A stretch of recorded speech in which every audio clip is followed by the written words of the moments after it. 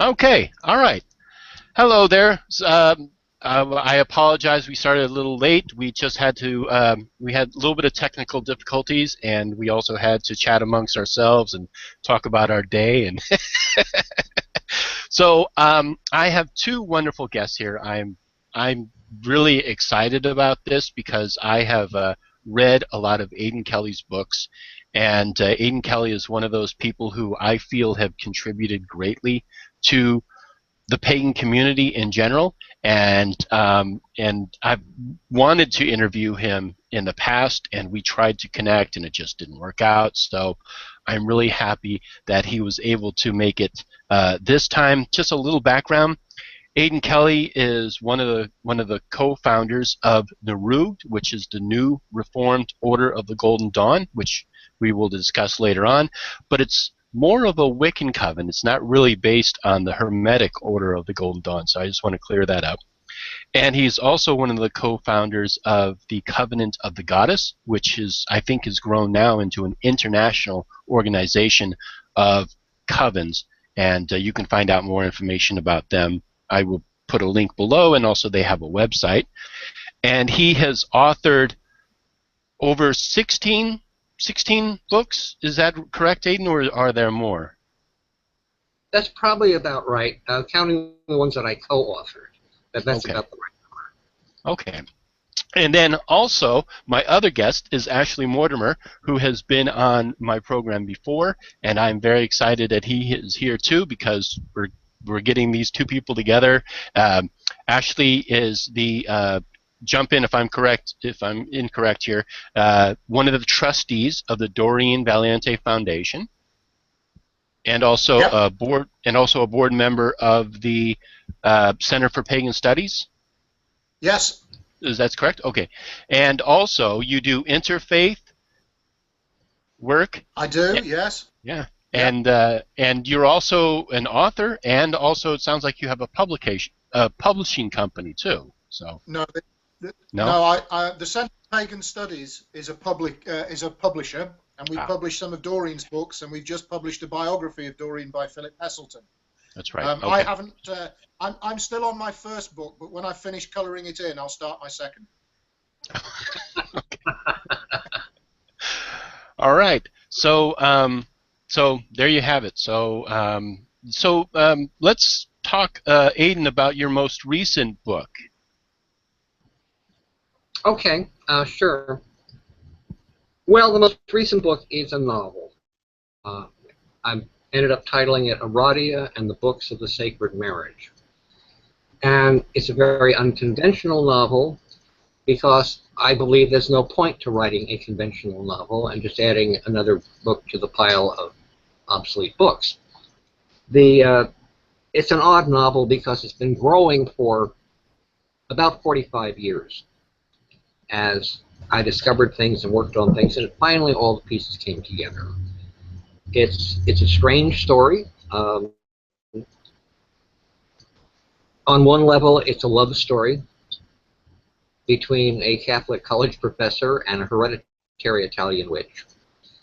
On another level, it presents an alternative history of Christianity that's very different from the Orthodox view, but it's one that's supported by all the Gnostic documents that have been found in recent times. And it plays a lot with craft history. I've had a lot of fun with that. It includes 3 apocryphal gospels that I wrote myself, working out of the raw materials. I think it's a lot of fun. It's definitely different from anything else you're going to see. So right now it's available on Amazon. So I do hope people will read it. It hasn't had much of a readership yet. And yeah, because I was actually I know I wrote down the name of the book. So the name of the book is Aradia, and the Books of the Sacred Marriage. And the Books of the Sacred Marriage. Aradia and the Books of the Sacred Marriage. And it can be found on Amazon.com? Yes. Okay. All right. And The other most recent book is one called A Tapestry of Witches, subtitled A History of the Craft in America to the mid-1970s. There'll be 2 more volumes, I hope. I'm working on taking the history down to the mid-90s. And it's available on Amazon also. And it has had some readership, and people who've read it like it a lot. And I've heard through the grapevine there are graduate students in religious studies using it as a primary source at this point on American craft history. All right, and then you also have the second volume that you're working on. Do you have a projected date of when that might be? No, hopefully it's a matter of months, but it all depends on how life goes, you know. Right. And then one of the because the 2 books that I've read of yours is Crafting the Art Magical, and then Inventing Witchcraft, which is really interesting because you look at the history and the development of the Gardnerian Craft, and I think that it's definitely one of the things that interests me. But I also know that you founded NROOGD, and and also I'm sorry, I should point out, if the viewers have any questions for us, there is a link up here on this side. There should be a little icon, and you click that, and a question and answer part will open up, and you can put your questions in there, and we'll answer them. Or later on, towards the end of this broadcast, probably we'll open it up for questions. So if people have any questions, they can ask them. So anyhow, sorry about that. But we were talking about the development of NROOGD, and it sounds like the way that you kind of got involved in that is a friend of yours asked you to write a ritual for them. Is that correct? That's right. Well, sort of, I don't know, just the highlights.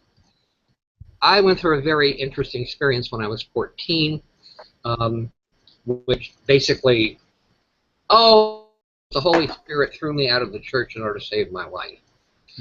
And soon after that, I discovered a little book called Witches Still Live by Theta Kenyon, published in 1928. I found she was kind of a minor literary light around New York in the 20s and 30s, and I have no idea why she was interested in this. But the book begins with a very detailed, able summary of Leland's Erodia, the Gospel of the Witches of Tuscany.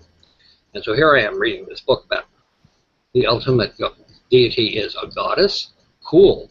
And here's this gospel of rebellion against a corrupt institution, which is certainly how I was feeling at the time. And my feeling was, wow, that's the religion I would like to have if I could ever find it. So about 4 years later, I found Gardner's Witchcraft Today in the public library. In those days, they weren't stolen off the shelves. And I knew it was the same kind of religion, which makes sense because the erotica was part of Gardner's raw materials when he was constructing his revival or reform of the craft. So I kept my eye out on relevant things over the years, or maybe half a dozen at that point. So Sarah was a very dear friend. She was taking a graduate art seminar on ritual from poet and filmmaker James Broughton. And so she knew it, and the term assignment was to create a ritual for a class to participate in. She knew I'd been collecting the information. She asked me, could I really write a Witch's Sabbath? So I said, well, I think I've got enough information. So we started working on it. It worked out. The group that got together to rehearse this ritual for the class happened to be 13 people. And just happened. So I had a sense there was more going on here. And so we just wrote out a page in what became the Book of Shadows as a charter for ourselves as an organization. And we all, 13 of us, signed off on it, and it was dated October 31st, 1967. And I don't remember who has that copy of the Book of Shadows at the moment, but that still exists. And it just kind of grew from there. At first, we were kind of a pagan occult study and dancing society. we started doing our open rituals out in public parks and like that. And we'd have anywhere up to 200 people in the circles, just by word of mouth. And after 2 years, the group finally had the courage to go skyclad, and we had our first coven meeting, and the coven grew from there.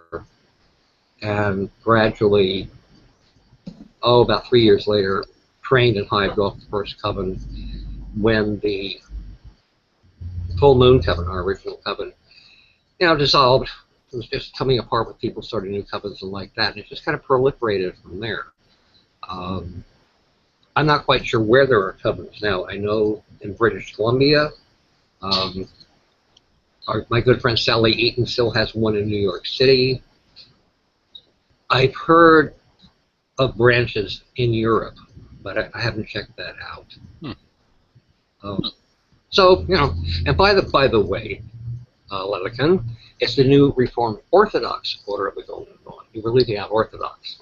Yeah, thank you. Yes. Well, Sarah was the one who came up with the name, okay? We had to be new because we weren't the old one, and we had to be Reformed because we weren't doing it the old way, but we had to be Orthodox because we were trying to do it right. And then the Golden Dawn part came in as sort of homage to William Butler Yeats because I was doing my master's orders on him. And as it turned out, we got a mandate via Ella Wood that came from Yeats and the others for the Fellowship of the Four Jewels. It was passed down to our order by Ella's successors. Kept it alive as the Fellowship of Shasta, which in California. So I thought it was cool. I actually had a mandate for celebrating the poor pagan Sabbaths. Just out of curiosity, Ashley, have you heard? Do they have the new Reformed Order of the Orthodox Golden Dawn in England? Have you heard of anything about that, or even on? I've heard of it. I've heard of it in connection with Aiden, and I'm not aware of anybody in my social circles who I know of who is part of it over here. But I mean, the world is becoming such a small place for people who have an interest in paganism. It doesn't surprise me to find that it could be very, very happily flourishing in Europe, and it wouldn't necessarily have come across my my perception yet. So it's possible, but I don't know of him, I'm afraid. Okay, that's all right. I was just curious. I know, Aiden, that there's still a group in Berkeley that meets. They meet in, you probably know it, in, oh shoot, there's a park in Berkeley, and they still have outdoor public Sabbath rituals. Yeah. So. Yeah, no, around the Bay Area, it's going strong still. Yeah. So. Yeah, we have public rituals over here. I'm a great believer in public rituals. I think that they're a very important way to help people who are looking to find their path in paganism, to connect up with other people. And although there are restrictions on what you're able to put on in terms of ritual and magic regarding public celebrations, it's something that I believe in quite strongly. We've got a group here in Nottingham, where I live, that put on a public ritual for each of the 8 Sabbats, and it attracts the public. People come and dip in and try it. I've made a load of interfaith contacts through that. We've had a number of people studying comparative religions who have asked, is it possible to come and witness or take part in, and we've always been very welcoming to that. And then a number of people who have come through, come forward because they've got an interest and they're not sure what to do or how to go about it. They started coming to moots, and then they get an experience of ritual and a ritual context. And I think it's really good for people to discover one of the ways to work publicly with other people like that, because they get a kind of practical sense of what ritual is and the way that other modern pagans practice it. I'm not trying to say that that's the only way to practice magic or to follow a pagan path, but I think it's really useful that people get a practical sense of how a ritual feels, or how it feels to be stood in a circle with others. Because I come across so many people who have never worked with other people, and they find it really difficult to get a handle in their mind as to what it might be like to work with other people. And I think the public open rituals are a great way to knock some of the silly ideas out of people. Let's put it that way, shall we? Yeah, absolutely. That's you guys know what I'm talking about. Right. Yeah, that's absolutely what I was just thinking, is that it gives the opportunity for people who are curious, because I know on my end I run into a lot of people who have some very interesting ideas of what they think happened behind closed doors with witches and pagans. But the truth of the matter is that these open rituals give an opportunity for people to see what it is exactly that we do, gives them an opportunity to ask questions, maybe even make contacts if they want to study it further, or if they actually want to get involved. And I know for myself, I worked with the group, then I was by myself, solitary, for so long, and then you have to sort of get into a group, and these public groups make it very easy to make contacts, and also, like you said, to be with a group of people, because a public ritual is very different from, more private rituals, or even just working by yourself. It's very different. Yeah, I mean, Yeah. if an open ritual is properly run and well run by people who know what they're doing and know how to do it and the like, then it gives people an idea about what not to do as well, and how not to behave in a circle with others, you know.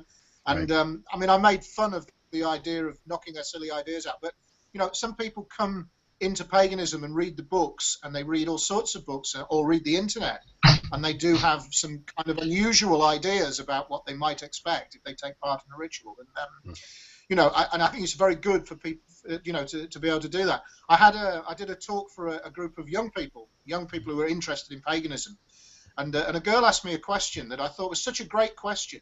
And she said, "I've read lots of books." She said, "I've got to ask you something, if it's all right." And I said, "Yeah, sure." And she said, when it says to do a call towards the four directions and the quarters?" I said, "Yeah." She said, "Do you do it out loud?" And I thought, oh, I'd never thought that somebody might not realise that you would say words, you might say words out loud. Right.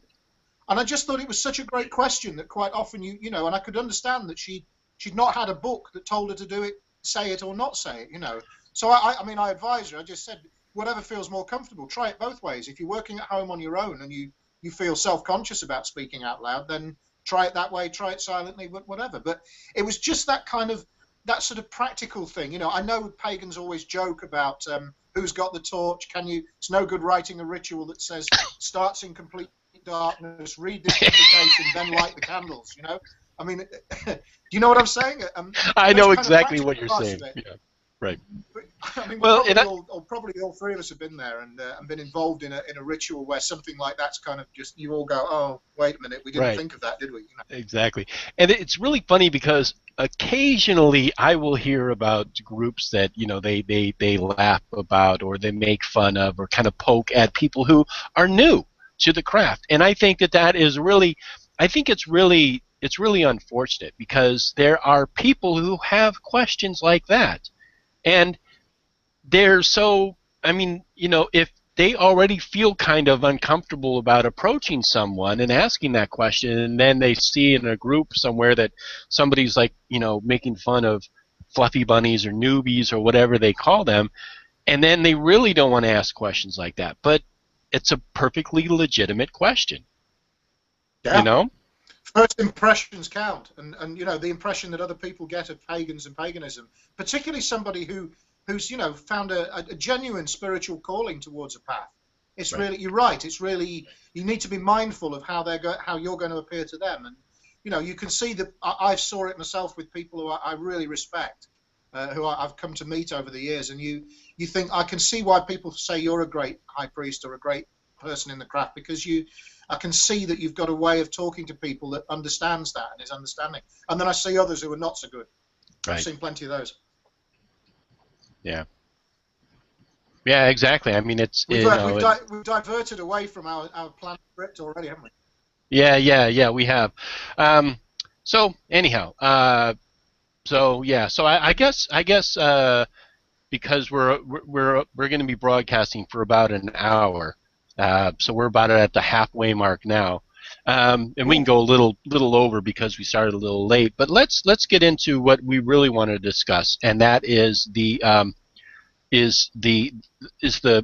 craft history, especially like what Aiden has, his research has led him to conclude.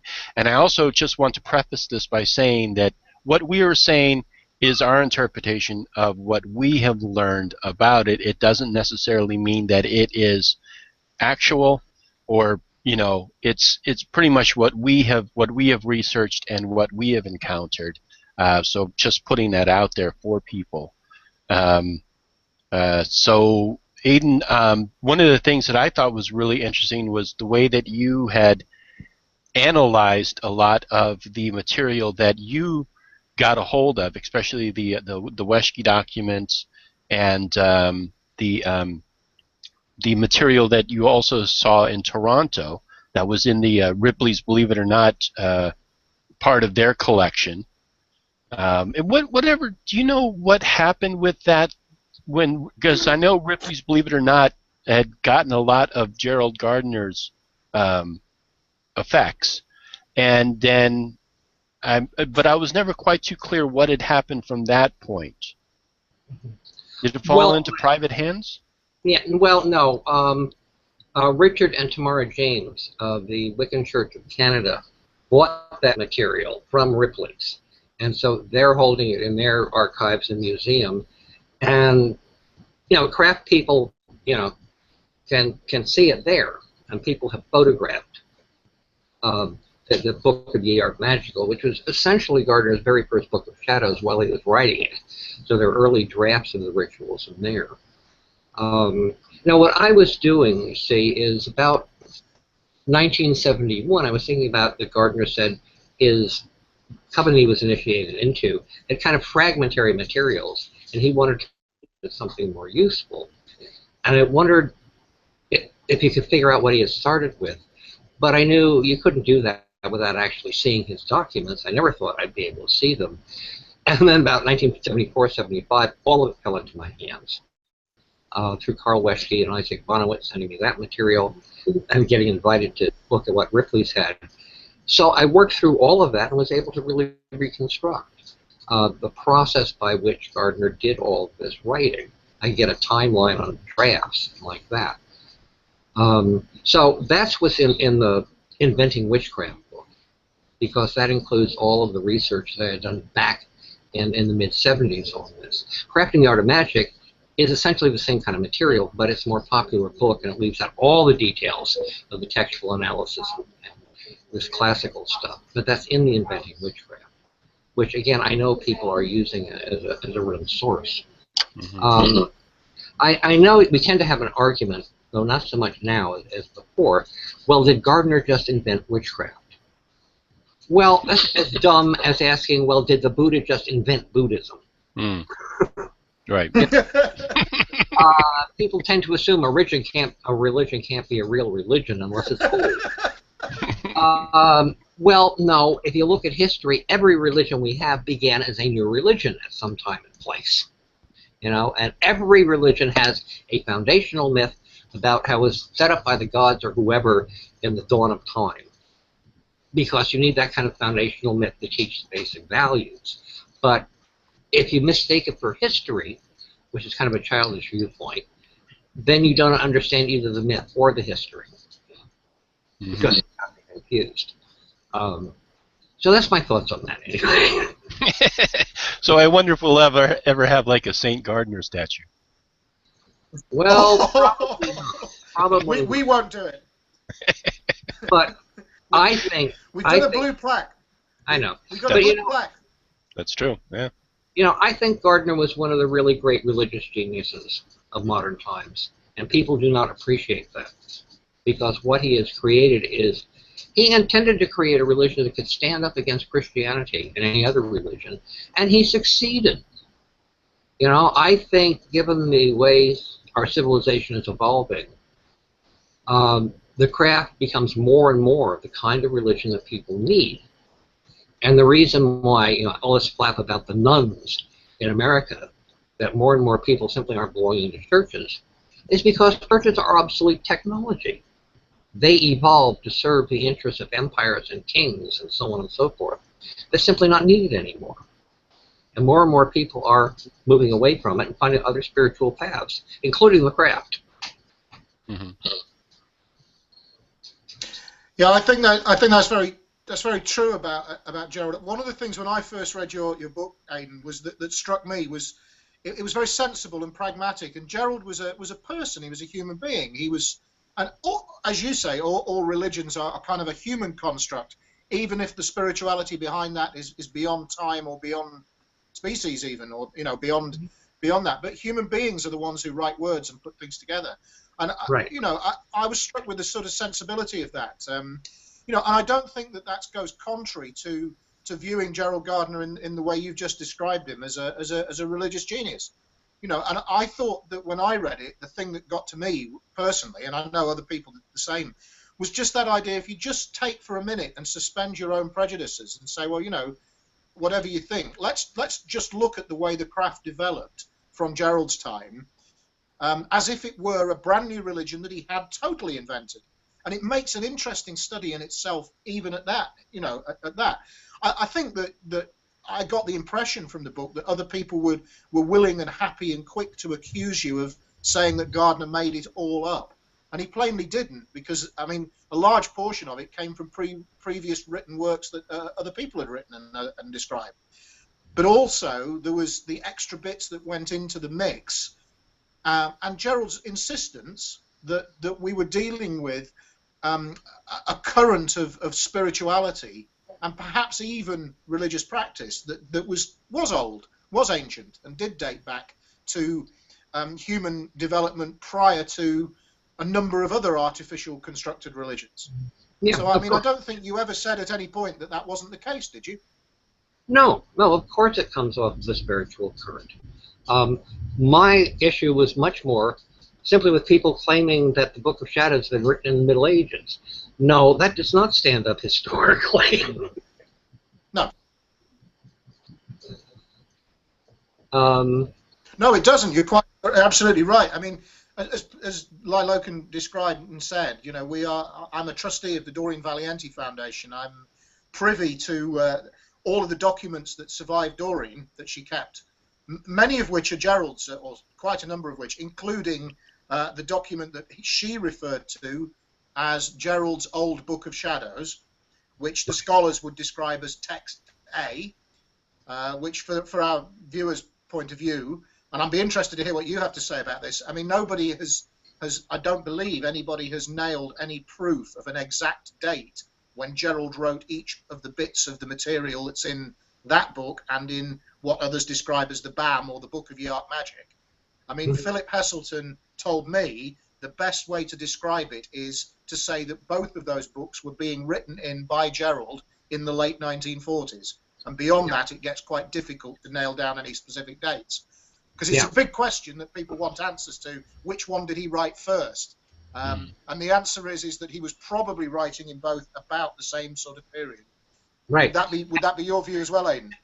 Yeah. He was writing the novel High Man at the same time too. Yes. And so it became evidence for being able to get a timeline on things. But the curious thing is, I know that Ripley's got the Book of Yark Magical because when they bought the museum, Derek Copperthwaite there said they had to tear the walls down to the studs to find where Gardner had hidden everything.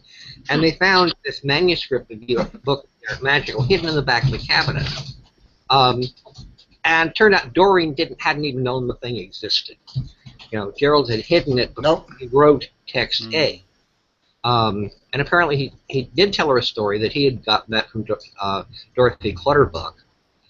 And no, according to Phyllis research, Ronald Hutton's research, and like that, it Edith Woodford Grimes, who was the real priestess, and not Dorothy. And a great deal I think that's borne out. Yeah, I agree with that. That's something that not everybody knows and not everybody's aware of. Gerald as a human being could be very deliberately deceptive with people about things. Oh, yeah. And he often referred to people as Old Dorothy or Aunt Agatha were one of his favourites. But I think that one of the things that Philip has researched and that comes over in Philip's books and biographies of Gerald is that Gerald's relationship with Edith Woodford Grimes was one of which, I mean, he refers to her privately as the witch. And I think that she seems to be more of a prime mover in matters of teaching Gerald about the craft than Dorothy Clutterbuck probably was. Oh, absolutely. You know, and I think that relationship and that interplay is quite interesting, the way that Gerald tries to keep her identity out of things. And does so with some success at times, you know. But I mean, that's one of the things that interests me about what Gerald was doing in that period and who he was mixing with and where he was getting the extra material that is difficult to pin on prior publications. Some of the Wiccan rituals, some of which you've analysed from the, you know, I mean, the material in some bits of text A bears a great resemblance to the material in the Weshki documents, for example. Although it's clear from, I think I'm right in saying it's clear from your books and other analysts that the Weshki documents come after that. They are a kind of the next stage for Gerald of his development of that kind of material. All right? Yeah. Those documents themselves spread over, a long period. They're scattered throughout the 50s and up into the 60s. Now, getting back to Edith, I think one of the, I hope it's real because I haven't tracked down the source of it.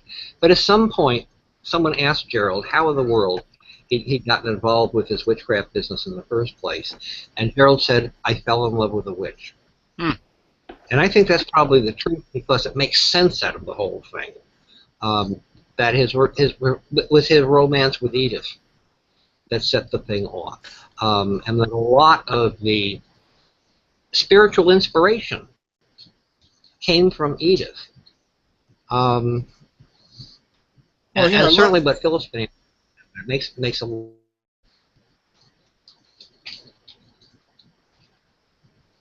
Hello? No, sorry, no, I nearly interrupted you. I was just going to comment and note that love's a powerful motivator of people, and you know, I mean, when I was a lot younger, I've become a bit more mellow in my elder years, but when I was a teenager, the best poems and the best songs I wrote were when I was having strong emotional feelings, and maybe that was the same for Gerald, you know, and you find that things come welling up. I know that everybody has credited Doreen quite heavily with her fearless input of her own inspiration and her own poetry into the material of the craft. But you know, I think Gerald, he wrote stuff as well, and he had inspirational ideas. I just don't think he was quite so well, so capable as Doreen was of logically organising it into such constraining factors as language. You know, you know what I mean? No, but I think you might be right. So maybe that was where the fruit of Gerald's inspiration came from, with his strong connections with the craft, strong connections with witchcraft, paganism, and maybe just in his personal life, the way that things were going with him. And I think personally, and it is, you know, we have to kind of caveat that to personal view, I think he was in love with Edith. I think that, I do think that. Oh yes, nothing could be more obvious if you look at all the evidence, and I think it's a great thing. That had a lot to do with my own involvement, though I won't go into details about that. And something else that occurred, just out there for the people who can hear me, is a wonderful book, Sam Wagar's The Uses of Ecstasy. And if you want to understand how a coven should really work, what this higher level inside work is of the craft, and the training and discipline and experiences that are possible, if you're willing to do the work, it's great. I think it's one of the most important books about the craft on that level that's ever been done. And Sam deserves an awful lot more credit than he's been getting for having written it. Sorry, Aiden, what was the name of that book again? The Uses of Ecstasy. The Uses of Ecstasy, huh? And the author is Sam Wagar. He's in British Columbia.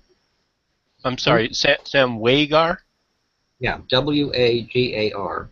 Oh, okay. He's become a good friend. He's in British Columbia right now working on his... I missed that last part there. Oh, he's working on his doctorate. Oh, okay. Okay. So, well, like, I know you wanted to, Loken, I know you were very keen to put Aiden and I together because you knew that I had a question or something that I wanted to raise with Aiden about craft history rather than spirituality. And that was that my own craft lineage lies lies to Scotland, actually, to a gentleman named Charles Clark.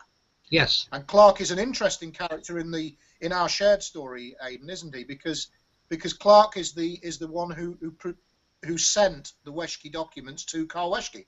Is that right? Yes, that's right. And that means that the development of the Book of Shadows down the Clark lines, which are not very long within the lineage of the Wicca, makes some very interesting comparisons with the material that's in those Weshki documents. Yeah. I mean, we're very keen to discover some of the mysteries, and there are a couple of mysteries about Clark's Wicca lineage and history, one of which is that he made a claim that he was initiated in Gerald's presence, but by Gerald's wife, Donna, who is very, if you watch some of Aidan and Lilocan and my other video, we talked at length about Donna's potential involvement with the craft or not, because she, Gerald, and everybody who knew them said very strongly that Donna was nothing to do with the craft, was not an initiate, was not a witch. She said herself. So that was kind of an interesting claim for Clark to make. So he's got these sort of two claims to fame, one of which is that, and the other is that he provided the Weshki documents to Karl Weshki and claimed, in writing as well later, that it was Gerald who had encouraged him to do so. Because Gerald had also corresponded with Karl Weshki earlier, hadn't he? Yes, I saw Gardner's letters to Weshki. And I think Clark is right. Gerald actually did not want the craft to be a secret at all. Mm-hmm. I think his idea that the Book of Shadows should be published because it's going to spread the word faster. And really, so there are people who think the craft should be a secret, hidden thing you don't talk about, like running like Communist Party cells or something. If Gerald had wanted the craft to be a secret little mystery cult, he never would have written his books.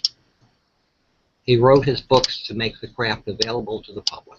That was his whole goal and intent, to invent a religion that could stand up against the establishment. In fact, the established religions in many parts are simply becoming dysfunctional. I think that's possibly true, but you can't have a mystery cult if there isn't a mystery. And the mystery in the craft is the experience, as Logan and I explored last time. The mystery in the craft is the experience of it. It's your experience of how it goes when you perform those rituals, when you work through that process.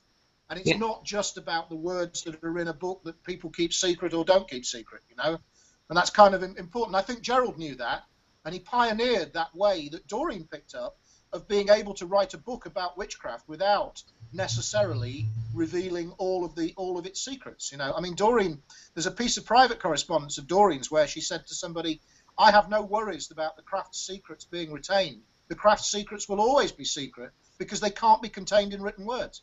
Mm-hmm. And I think Gerald knew that, and Gerald didn't overtly publish a book describing all the rituals of the craft, because to him the rituals were only a part of the business of being a witch and the part of being a witch and part of practicing witchcraft. So Gerald's book, I mean, a lot of people I know go rushing off to buy Witchcraft Today thinking it'll be a manual on how to, or a Book of Shadows in itself, and it's far, far, far from it, isn't it? Yeah.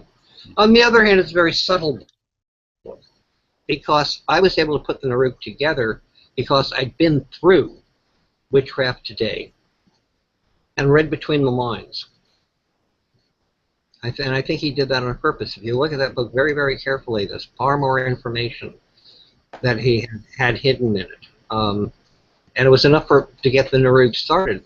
And really, when we finally connected with Lady Theos, the New York Gardnerians, about 5 years later, I sent her my Book of Shadows that we had written, and she was utterly amazed that we had managed to find our way into what she considered her religion too, that we were right.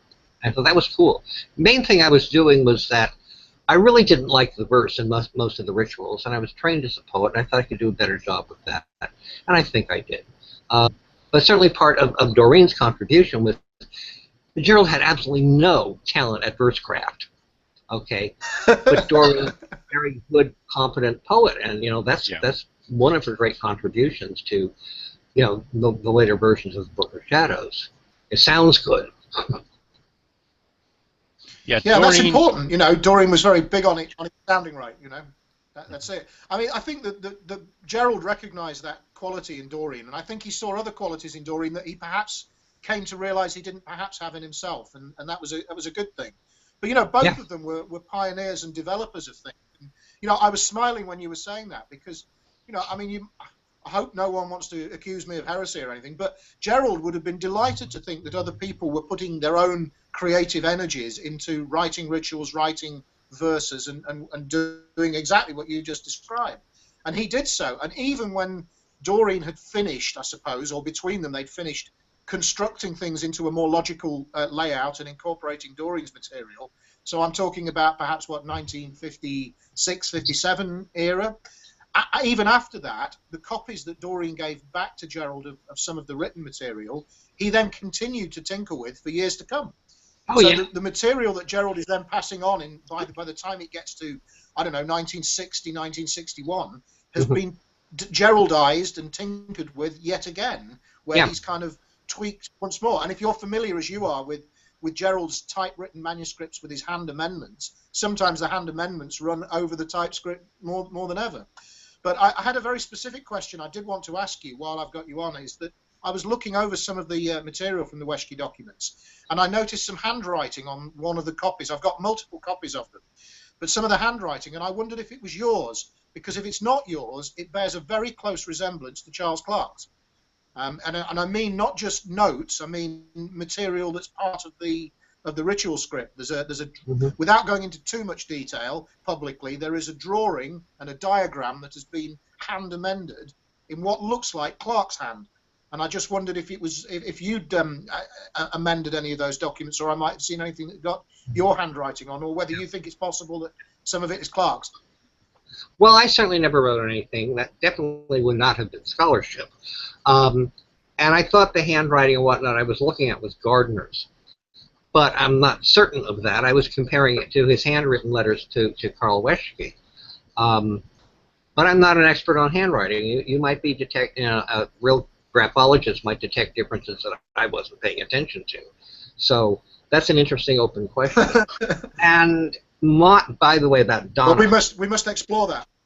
Yeah, I think it's possible that Gardner did get Donna to cooperate to some extent. There are pieces about that. But just trying to understand the relationship, I think Donna had sort of a classical British wife's attitude, that she was just going to let Gerald do his own thing, that she couldn't stop it, and would just tolerate it.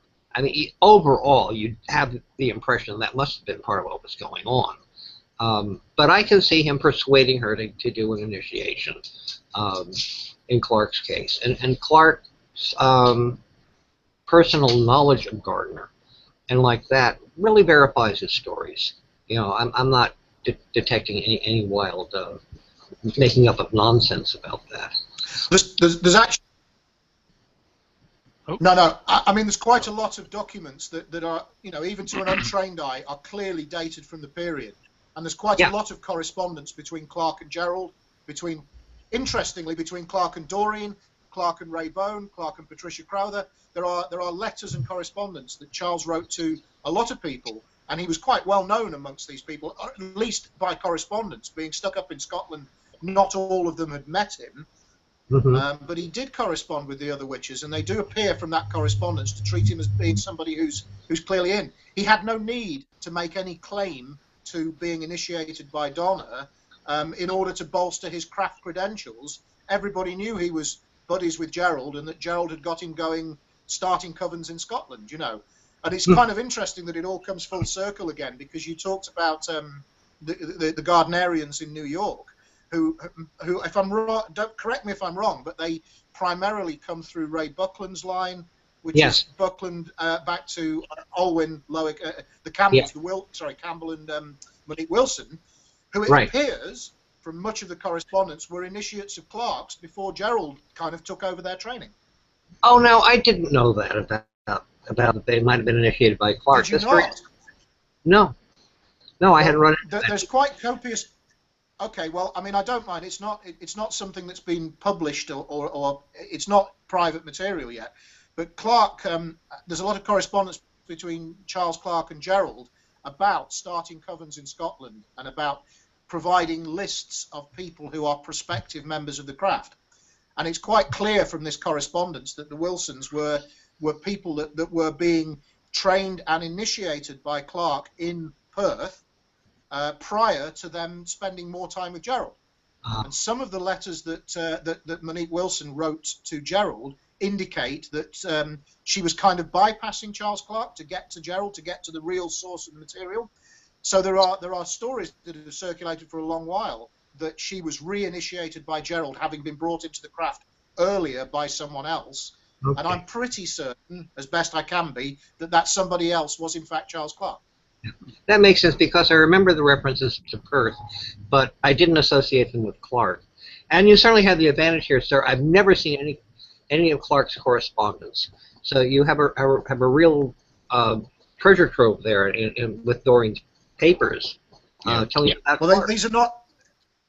These are not all in Doreen's papers. These have come from other sources as well, I might say. But you know, there's kind of a wealth of correspondence between Clark and Weschke, presumably at the time that he was sending the typewritten so-called Weschke documents to Carl Weschke. Yeah, and there's quite a lot of correspondence between Clark and Gardner as well. Yeah, no, I saw Clark's letters to Weschke. There's some important bits and pieces of information came out of them. But his overall correspondence, that's very different. Glad to hear about it. Yeah, I mean, this is something that I've been researching for a while, and it was picked up by a lady named Melissa Symes, who I know that you're familiar with, because I believe she helped you a little bit with regarding some research material. Yes. Yes, and Melissa is a craft historian from who you know, she set me on the road to looking harder at this information, because Melissa Symes knew Charles Clark right at the end of his life. She was very fond of him, and it was Melissa, and then through her partner David and my initiators who kind of set me on the road to putting some links together between what we've got in the Doreen Valiente archive, what else I had access to through some of my other research via Philip actually, and a number of other people. And then when you start putting it all together, a pattern emerges. And as you say, one of the things that always excites a researcher is when things fall into place and make sense. When you think, oh, well, if he did know that person or he was in love with that person, it kind of, you know, you feel that jigsaw puzzle piece fitting into place. But the thing with Clark is that there are bits where it doesn't fit and you can't quite work out what's going on. And one of those mysteries is, did Donna initiate him? Could Donna have done so? If so, why? And when? I mean, Clark says in a letter to Melissa Symes he was initiated about a year after Doreen. So that makes him an initiate in 1954, which is quite early in the historical development of the craft. You know, there is much more to say about the man, and it's very interesting that he then pops up again, as you say, in the sort of 60s and 70s with the so-called Weschke documents. And I'm very fascinated to, you know, to speak to the author of the book, those two books that you wrote, because in the first book you didn't reveal his name, did you? No, not in the first book. We had agreed to keep it secret, so I called him Mr. Q, which was a joke because the Q document is a hypothetical document that lay behind the Gospels, etc. So I thought that was fun. Are you able to reveal the reason why you chose to keep it secret? Did he? Because he doesn't say at any point that he'd like to have his identity kept secret, does he? Yes, he did in one of the letters to Weschke. Well, you two can also communicate offline if he wants to remain secret. I think we should definitely respect that. No, we should have did. Yeah. It didn't apply after he died. Oh, okay. No, I mean, I can tell you that from what we've discovered, what I found out and what Melissa Symes found out and my friend Alison found out, is that Charles died in the mid-1990s, and he didn't have any family around him, because you know, obviously it's not just the concern for the person who's passed away, but it's and outing them as a member of the craft when they hadn't done so themselves in life. But you're also concerned about their relatives. And of course, that harks back to the story of Gerald and his relationship with Edith Woodford Grimes, about his willingness or not willingness to name her as a member of the craft. But Charles died and left virtually nothing, and a lot of his papers were, very sadly, were cleaned away by the local council. He had a son and daughter who were left, but were essentially he passed away without really anything to pass on to anybody except what he passed to Melissa Symes. And Melissa wrote about it on her website, thewicca.co.uk. Wicca with one C, I might say, as we've talked about before. So, you know, I think there's a matter of sensibility and being delicate with the way that you treat revealing information about people. And I mean, I'll say now, I've no intention of publishing the names of all the people that are listed as either members or prospective members of the Clark Covens in Scotland.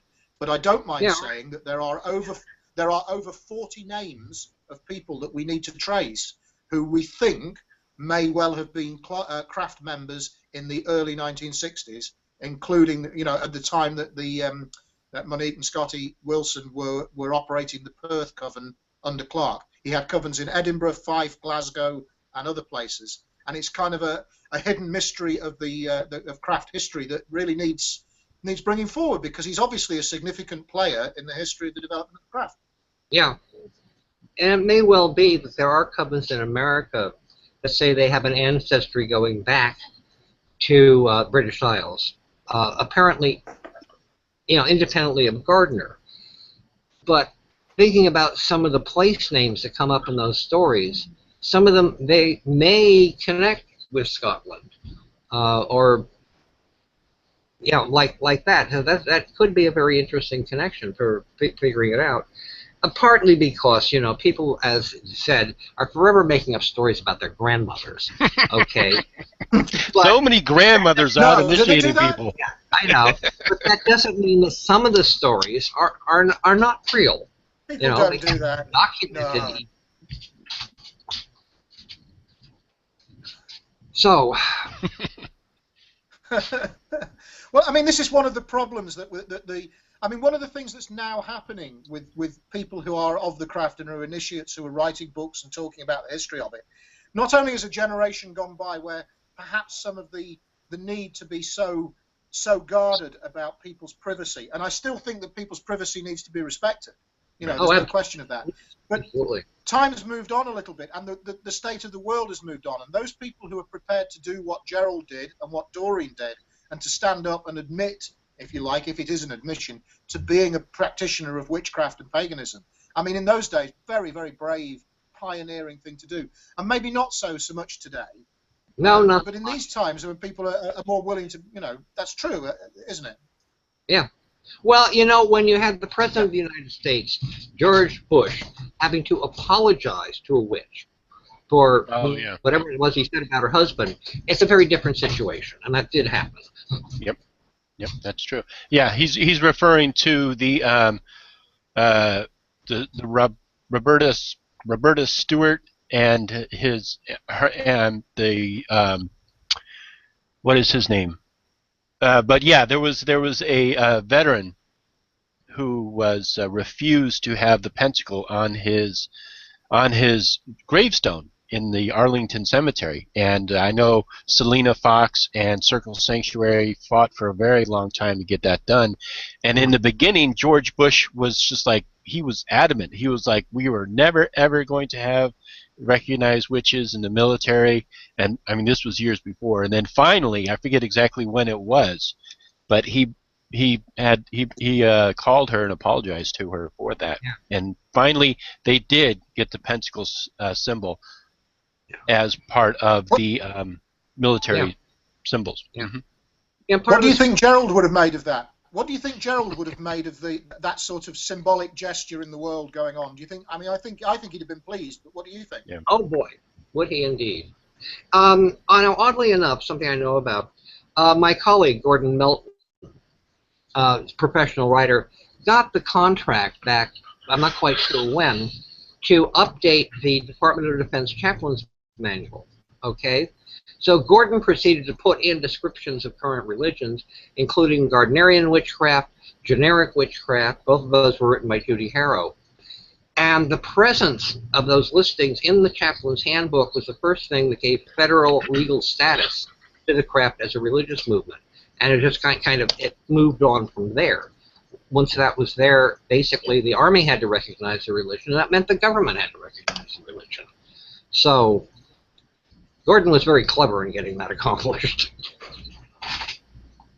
Yeah, definitely. It's very, very important. Very important. And over here, we have a census in the UK, or they have a census every few years. I think it's decided. It's not a regular thing, but I mean, there was a very big push for pagans to write the word pagan on their census. And the result of that in the last census, after a lot of hard work by people like the Pagan Federation and the Children of Artemis organization, they were involved in campaigns to encourage pagans to write pagan first and then to write witch or druid or traditional hedge witch, whatever other bit. But that way, in cahoots with the people who collated the data for the census, they were able to identify the people who identified themselves as pagans. And it made pagans the 7th largest faith group in the UK. Right. Which is kind of important because previous censuses, one of the things that had happened in a previous census were people who'd written pagan were treated as non-religious, were classified in the answers as non-religious. Right, or they put it under other. Yes. And on the previous census, and in fact on the 2011 census, there was a big comedy, humorous drive across social media for people to describe their religion as Jedi Knight. Yeah. And there are 200. No, I'm not. This is serious stuff. 250,000 people wrote Jedi Knight on their census form as their religion, thinking it would have some impact, and it kind of made the pagan campaign a bit more complicated. But what was really important was that the people who did that were put in the other non-religious category. They were treated as giving a non-religious answer to the question of what is your religion, whereas pagans were treated as giving a religious answer to that. And consequently, the respect that pagans have been accorded authoritatively by the government and the like, because of their status on that census form, is monumental. You know, and as you say, we get to that state where governments have to recognise pagans as being perfectly legitimate religious practitioners and people of religion and faith in society. So, you know, I mean, as it happens in our locality here, my girlfriend sits on the local interfaith council as a pagan person, and I know there are countless thousands of other people across the world who are now being treated respectfully by authorities as pagans and as people of faith. And, you know, these are really important moves forward. And sometimes it's those little symbolic things like having your mark on the gravestone and things that really are the bits that capture the imagination of the public. So I've got nothing but enormous respect and gratitude for anybody who's done something symbolic like that, because it helps the rest of us to follow it through with, you know, trying to do the right thing in our society and get pagans recognized as being genuine people of faith. Yeah. It's pretty much the same too now, as far as I've observed, that generally with most people you can simply talk about the Wiccan pagan religious movement and they've at least heard of it. You know, they know, they might not know much about it, but at least they know it exists as a religious movement. And that's a huge improvement. Definitely. Absolutely. Definitely.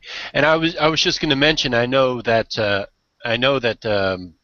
there's been a push by a gentleman named Patrick McCullum to get the chaplains who go into prisons to recognize many of the pagan faiths. And I know that I've been interested to find out more about that, what's been going on with that. But that was a very important win. And I don't know if he actually succeeded in that. I think he might be still pushing to do that with Circle Sanctuary. But that's another thing. You know, those little recognitions are very important. Certainly here in like you had mentioned. Certainly here in the UK, the Pagan Federation has had a prison ministry for quite a number of years, and are recognised that way. And again, hospitals, schools, all of those areas are really the domain of the Pagan Federation in Britain, and have had success in those realms. I personally, I've been a visitor into a secure prison to visit patients who profess to be pagan, and it's only because of that. You know, these are people who needed help, who were, and the staff too. I mean, I can't give details about these experiences, but my experience of it was that the chaplaincy at the prison knew what paganism was, knew who pagans were, and really just wanted some help and guidance individually with the cases they were dealing with. But that level of awareness, underground bubbling level of awareness in society, is really important, as are the symbolic bits, and as are the kind of the legal follow-ups, things like the census and so on. But the USA doesn't have a census, does it? There isn't a national census of all the population of the United States trying to figure out how many women, how many ethnic groups, how many people of various religions, what houses people live in, what kind of pay brackets and things. The census over here is, has been going on for donkey's years. But you guys don't have that, do you, in America? Well, our national census only gathers a certain amount of information. The rest of the information tends to be gathered by non-governmental organizations, research foundations, and so on and so forth. And then all those pieces have to be put together. And I'm not sure there's much recognition about how the whole pagan movement really is one of the biggest religious groupings in America now also. But that hasn't been put out as an official government statistic. No, I mean, over here it is an official government statistic, but I think I should just point out that those of us who know understand that lots of people who identify as pagan may not have been willing to say so on their census forms. So although in the UK there are upwards of 80,000 people who wrote pagan on their census form, or who wrote the name of a religion that's identified as pagan, it may well be that there are many, many more. I know Professor Hutton, my colleague at the Doreen Valiente Foundation, he estimated several years before the last census in 2011 that there were 250,000 pagans in the UK. And I mean, to put that in context, while we're just talking pure numbers, that's not very far behind the Jewish population of the UK, according to the census. So, I mean, paganism as the 7th largest faith group makes it a minority, but very significant. And that has totally affected the way that the government has to deal with bodies that purport to represent pagans, like the Pagan Federation and Children of Artemis and so on. So, I mean, it's really important that the numbers are really important over here. We've used that greatly to enhance our ability to be listened to by those in power. Yeah. Wow, I never thought we'd get onto this discussion. That's great. Yeah, well, I was just going to say we're moving into an hour here. Not too sure how you guys are doing. If you're doing okay, or if how you're feeling. If you want to wrap this up, or you want to get back into something.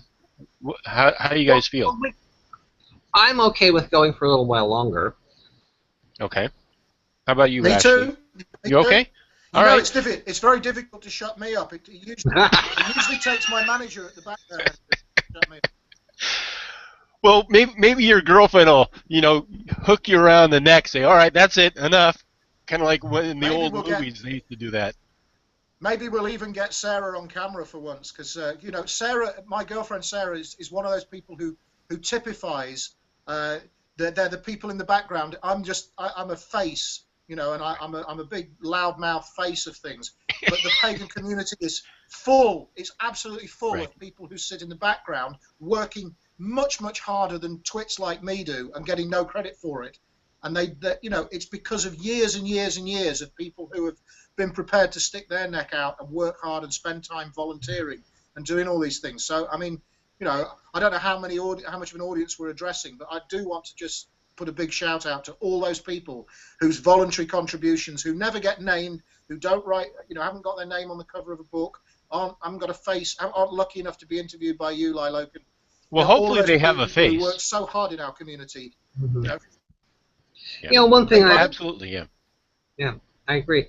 One thing I've discovered with working on my history is I like to use personal materials. I mean, people have written some autobiography about themselves and it looks historically reliable. I'm going to use that because it's interesting reading, aside from hearing my voice. But I've discovered I can trace the biographies and histories of people who were never the superstars of paganism, but who worked for decades on the movement and accomplished a whole lot, and really have never got much public recognition at all.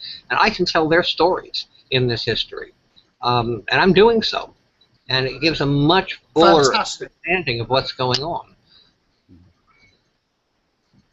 Yeah, yeah, I think definitely. that's fantastic. I really do. I think that's tremendous. Yeah, yeah. There's often a lot of people who like you said, Ashley, is that they work in the background and they don't get the recognition, and it's usually the quote unquote big names that catch the attention whenever they speak about something or say something. But there's a lot of people who do stuff like this, who do like the work of like transcribe. They're like the monks back in the day. They're transcribing the Well, it's funny you document. say transcribing. It's funny you mentioned transcribing because Well, I was Sarah's been referring working hard to on the Doreen. something. Yeah, no, my girlfriend Sarah's worked very hard on the Doreen collection, and she's transcribed in the last 8 or 9 months, she's transcribed nearly 900 letters. And that material, transcribing handwritten letters into typed documents that you can then use a computer to search for words in amongst it and names. It's really valuable. It's when you've got the handwritten things, it's all right, but you can't kind of use the computer to search them. But Sarah sat there plugging away for literally hundreds and hundreds of hours, and that's valuable work too. And I've got a night. The reason I'm kind of plugging Sarah really is because it was John Bellum Payne, the founder of the Doreen Valiente Foundation. And John said to me at Witchfest, and for those who are not in Europe, Witchfest is is Children of Artemis's annual gathering of pagans and witches. I think it's the biggest gathering of pagans and witches in Europe every year. And last year at Witchfest, John bet me before we went on stage to talk about the foundation and history. He said, "I bet I can get Sarah on this stage." And I said, "You'll never get Sarah on the stage." And I don't know what he said to her, but the old devil did it. He really did, and she came up and got a round of applause. And John made a really big point, and he said to me, it was something Doreen always said to him. Doreen always said, it's those who are least in the foreground who are the big primary movers and shakers. And if you find yourself in the foreground, and I don't think she was very comfortable being famous. I really don't think as a human being she enjoyed the infamy or the fame, but she was very humble. He kind of took a lead, and John was a little bit like that. He was a very big character, and he's a very big influence on me, as you can probably tell. But instead of kind of bigging me up or bigging Doreen up, it was the people who had volunteered for us, and we had them all on stage, and we all chanted the Witch's Rune together from the stage. And Sarah got her face on the photographs and things, and she didn't like it, but she got some recognition. And I think it's really important because there's so many people that I know who work hard and don't want recognition, aren't looking for it. But let's just remember that our community is a wide and broad one, and it's not just the loudmouths who keep getting seen time and time again. Yeah. Yeah. Yeah, and that's important work for later on down the line. Scholars from years, generations from now, who are going to be going back over this material, and so that's really valuable work because you look at handwriting. I can't even read my own handwriting sometimes. Like I wrote down this book that Aiden had mentioned earlier, and I couldn't even read my own writing. So you should try Gerald. No. Yes. Yeah. However, Sarah reliably informs me that if there's one person whose handwriting crops up that's consistently worse and more difficult to read than Gerald's, and then it's Donna. Donna apparently has much harder handwriting.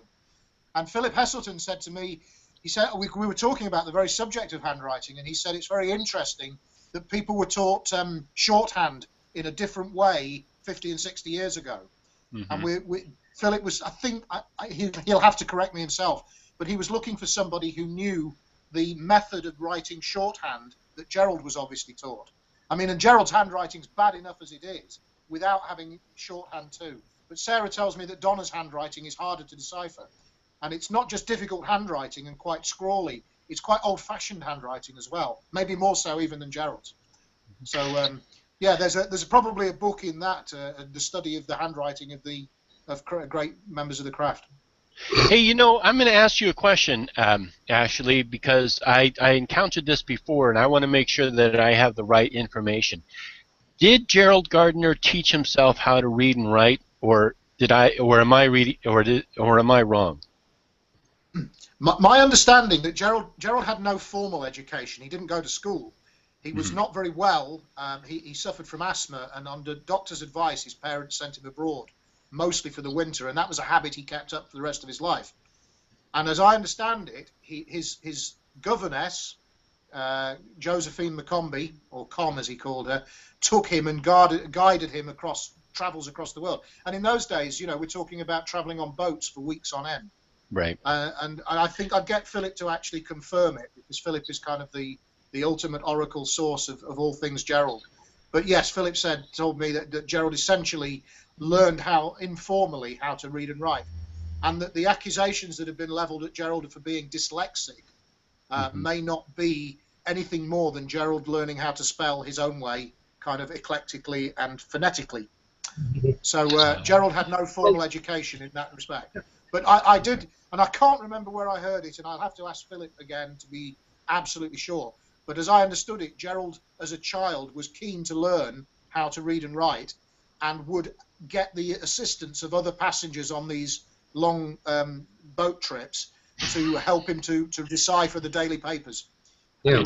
He would ask them if they finished with their paper at the end of the day, and take it away and get other people to show him what the letters meant, and kind of learned self-taught in that respect with help from around. So that's what I understand about that. Yeah. Okay. No, Thanks. I'm afraid I'm the person who's made the problem with the word dyslexic, because in I think it was Crafting the Art of Magic. Yeah. When I first saw Gerald's own handwriting, typing, etc., he just couldn't spell well, you know, and I characterize that as being marginally dyslexic. You know, marginally is the important thing. I wasn't saying he couldn't read and write. I was saying really he couldn't spell, and he couldn't write well enough to meet publishing standards. So when I saw the manuscript that became Witchcraft today in Toronto, it was clean. Someone had cleaned it up for him, and who was it? Doreen or someone told me that actually what Ross Nichols? No, Ross did some content editing on it. Okay. But it was Dolores North, Madeline Moffelbaum, who did the typing for him, because he was working with Gerald before he connected with Doreen. And obviously they had a falling out, but she was very instrumental during that interim period from the late 40s into the early 50s. So that's all I meant by that. Philip Heselton. Gerald couldn't spell, you know, didn't punctuate well enough to meet a publisher's standards, but Madeline helped him out with that. And he got other people to do so. If you look at Gerald's two novels, it's quite clear that the writing style appears totally different between A Goddess Arrives and High Magic's Aid. They could have been written by two different authors, and I think that's probably to do with who he got to help him do that. And I don't want to speculate, but there were other people around who he might have availed help from for doing so. And indeed, the rituals as well. I mean, it's a perfect lesson in not being too doctrinal or scriptural about things. Gerald's meaning is everything, and the actual details of whether you spell the word the same way. One of the things I've noticed in Gerald's handwritten rituals within the Books of Shadows, and don't hold your breath, Laylokan, I'm not going to give any craft secrets away. But one of the things I've noticed that Gerald has a habit of spelling a difficult word correctly, and if you look carefully at the handwriting, he often spaces his letters out as if he's written it very carefully. And my favourite example is circumambulate, which he spells in one ritual completely correctly, and then 3 words later misspells candles. And I think he does so simply because he was mentally so pleased with himself for spelling a difficult word correctly that he wasn't concentrating when he misspelled the next one. So I think there's a human analysis to be done on Gerald's written rituals, which doesn't detract from the meaning, and it doesn't detract from the history of it, and it doesn't detract from anything else. But it's quite interesting to see how Gerald's brain was working when he was constructing these rituals. Yeah. And yes, you're right. He's crap at spelling. Yeah, I think because I think it was actually in Philip Heselton's book where I read that, but actually I misspoke. I should have said that he taught himself how to read and write. But yeah, because that's. Well, he got help. I mean, maybe that's. I'm just thinking off the top of my head, but maybe that's a significant thing in Gerald's life and his outlook was that as a child he was left a lot to his own devices by his parents, and by all accounts was left a lot to his own devices by his governess while away, because she rather enjoyed the travelling herself. And I'm not 100% convinced that little Gerald was at the top of her priority list when it came to exploring new places. Right. And he became quite tenacious. He was a tenacious child who no one had taught him otherwise. Nobody had, he'd not had that kind of upbringing where his parents would say, don't ask questions, it's rude to ask questions. Gerald was just, you know, full of it, full of questions and full of his own self-reliance and independence, I suppose. And I think that was a trait that he probably exhibited later in life when he got people like Madeleine Montalban to help him tidy up these manuscripts and so on. And in one way, you might say that Gerald's great contribution to the Books of Shadows and the Craft was to allow Doreen to pick it up and work with the rituals that he'd already got. I mean, there are plenty of other kind of guru-type people who would never in a million years, when rumbled about the content or the origins of the sources, would never ever turn around and do as Gerald did and say, well, you know, show us what you can do. You write a ritual. So I think that you know, that was Gerald was able as a child to get other people to help him to learn to read, write, spell, whatever. And I don't think he was too troubled as an adult in asking for help from other people to do something when he knew that they could perhaps do a better job than him. And I think that's, you know, one of the reasons that we've got the craft as it is today, through the Gardnerian craft, I should say, through the writings of Doreen and Gerald, not just of the rituals but the books as well. You know, that Gerald wasn't precious about keeping his work completely his. It was much more important to Gerald to get the message out than it was for him to be the one saying it. And I think that's a great lesson for the craft. I can see Aidan nodding. So very true. I gladly agree. I mean, I think Philip said in one of his books that his opinion is that in the meaning of witchcraft there are at least 3 chapters which are almost wholly written by Doreen, not by Gerald. Absolutely. Yes, absolutely. Well, what I Doreen carried that. Yeah, and what I had heard was actually that Doreen was working with Gerald on writing the meaning of witchcraft, and then they had a falling out. Essentially, hived off the New Coven in 1957, and at that point, Doreen stopped working with him, and he had to finish the writing by himself. And you can see the breaking point, the difference in the quality of the writing. Yes, you can. Yes. Actually, it's something that Doreen continued as well, because she very famously, as you know, helped Janet and Stuart Farrar to write their books about the craft. Yes. Yes. And in fact, that's where we get that terminology about text A, text B, and text C. Yes, from their communication correspondences over where the rituals were at a certain date in history. And Doreen helped them greatly. The collection embodies. I mean, I had a long conversation with Janet not very long ago, and you know, there's a great deal of correspondence between the two of them, between Doreen and Stuart, and Doreen and Janet as well. They became great friends over it. But Doreen helped them a great deal, and I think you can see in the correspondence that there's a fair amount of surprise on their behalf that she was as willing as she was to be so forthcoming about helping them provide accurate material. And I think both of them worked towards Janet and Stuart's books with the attitude that accurate material was much more important than, you know, anyone being a famous author or whatever. It was really important to the 3 of them that the material was presented accurately. I've got some ideas about Doreen correspondence also, but let's discuss that offline. Oh, okay. Nothing private, but okay. Too much. You and I should discuss it ourselves, Ashley. That's all.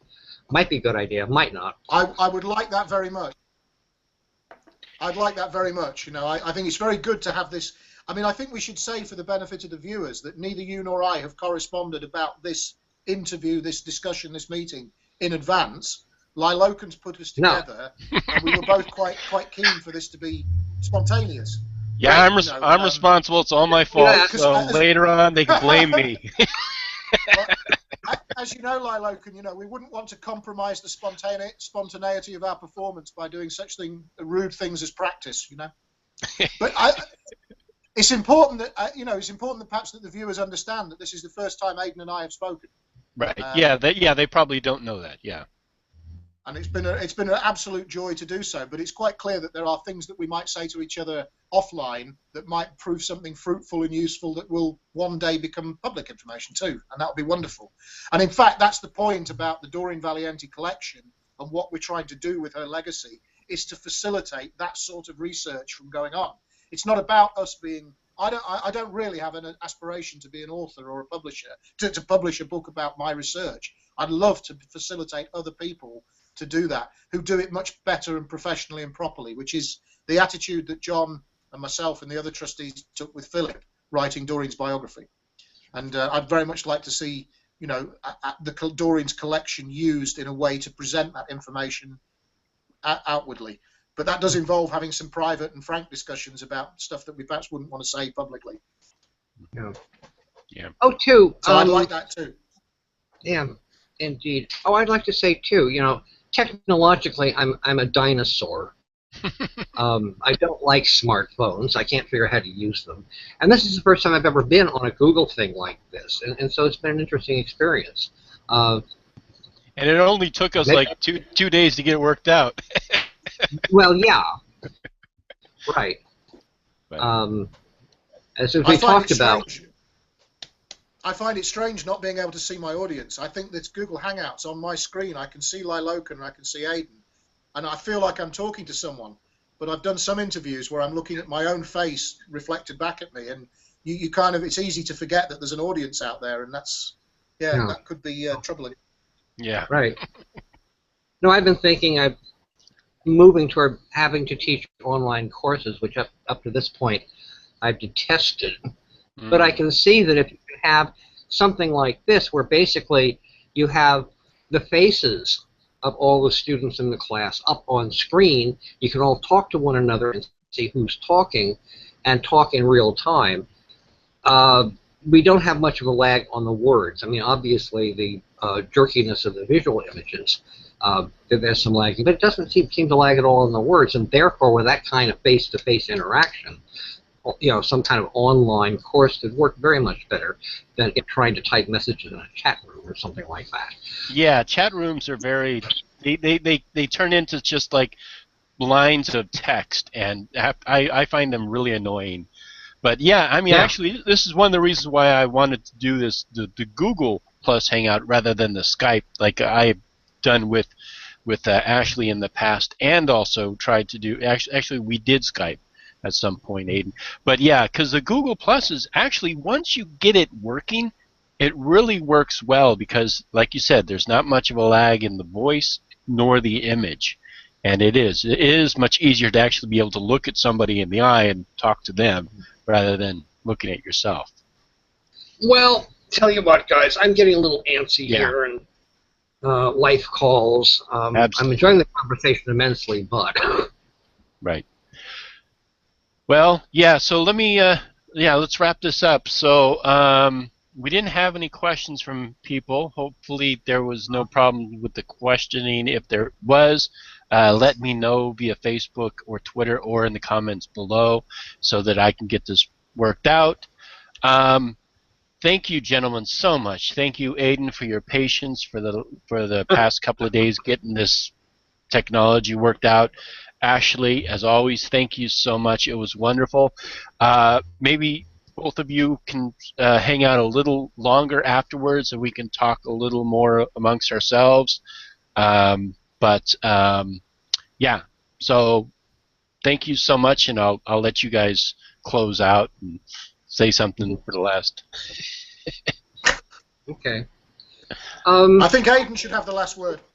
Well, thank you, Ashley. I'll just sign off and say thanks for everybody for listening, and Aiden should have the last word. Okay, but you want to hang out a little bit afterwards? Yeah, fine. Okay. Well, let me just contact Ashley directly because I've got to take a break here for a while. Okay. So I'll just get back. Cool. That's cool. We'll do that. Lilocan, you and I will hook up, and all those other people out there, come and talk to us. When you see me at a conference and I look like I'm running around and busy, don't let that stop you from coming and saying hi. Come and talk to me, and remind me to just calm down a bit. Okay. All right. Well, thank you, gentlemen. Signing off. All right. Thank you guys so much. I will stop broadcasting right now. Thanks again. All right. Good night. Thanks. Bye-bye.